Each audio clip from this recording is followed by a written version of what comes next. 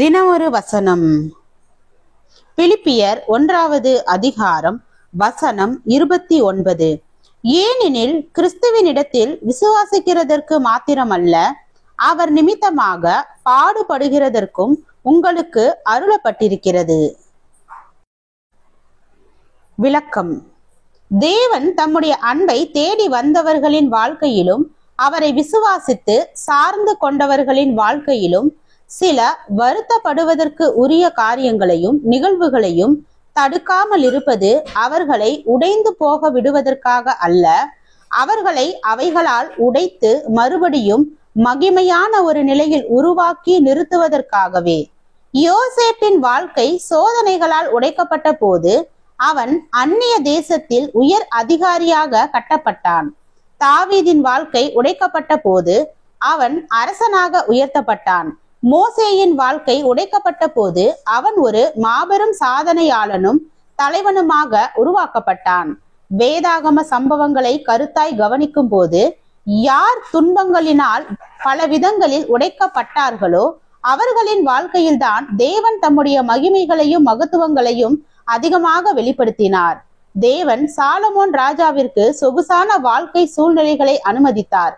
ஆனால் தாவீதின் வாழ்க்கையிலோ பலவித பாடுகளையும் நெருக்கடிகளையும் ஏமாற்றங்களையும் பரிதவிப்பிற்கு உரிய சூழ்நிலைகளையும் அனுமதித்தார்.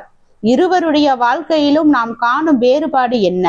தாவீது தேவனை அறிந்தவன், தேவனுடைய வழிகளை அறிந்தவன், தேவனுடைய நியாயங்களை அறிந்தவன், தேவனுடைய அன்பையும் ஆதரவையும் ஆறுதலையும் வழி நடத்துதலையும் ஆலோசனைகளையும் நெருங்கிய ஐக்கியத்தையும் வாழ்க்கை சூழ்நிலைகளின் நடுவில் மிக நிச்சயமாக பெற்றவன்.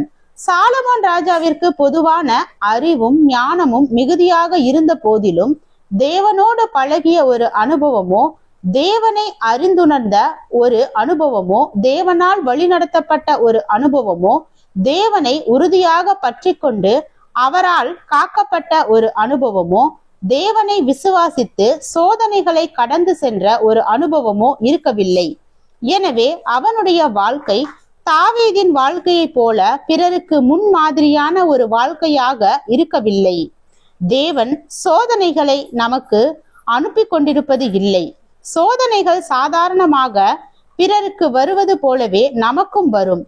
ஆனால் அவைகளை அவர் விரும்பினால் அவற்றை தவிர்க்கவும் தடுக்கவும் முடியும். அவ்விதம் அவர் தவிர்க்காமலும் தடுக்காமலும் இருந்தால் அவைகளின் பின்னால் அவர் சில நல்லவைகளை காண்கின்றார் என்பதே உண்மை. ஜெபம். தேவனுக்கு ஸ்தோத்திரம். தேவனே, நாங்கள் எங்களுடைய வாழ்க்கையில் உம்முடைய சித்தத்தின்படியும் வழிகாட்டுதலின்படியும் வாழ கிருபை பாராட்டும். ஆமென்.